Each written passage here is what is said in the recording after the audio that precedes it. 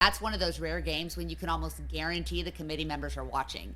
And if you Absolutely. can start them off Yeah. with a very, very positive note on your football team and the performance of your athletes, that can only serve to help you with the rankings that are we know are meaningless but aren't meaningless, and the eyes of the committee who might remember your performance in that game that they 100% watched, which they probably aren't going to watch TCU football if they don't start the season on opening on week 0.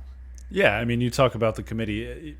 You made me think of the Oscars Oh yeah, announcement this now week, that they actually where have to watch it. they're making all of the people who vote on the best movies actually watch the movies they're voting on. Like, that's a wild concept. That's why people hate you, Hollywood. This is why people hate you. Sure, but it's also why the selection show committee gathers in a room for the last couple weekends of the season and watches as many games as possible, and they watch all of the conference championships because they're trying to gather as much information.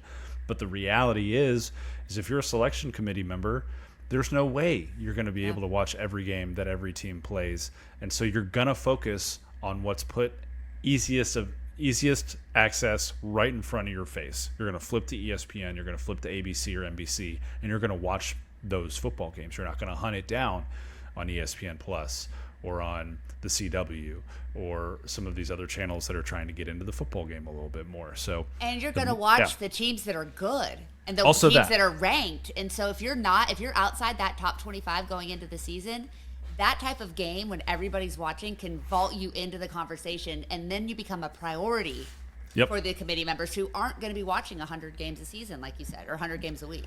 But they're going to be keeping an eye on TCU because they watched them once, thought they were pretty good, and want to see how things go 100%. from there. All right.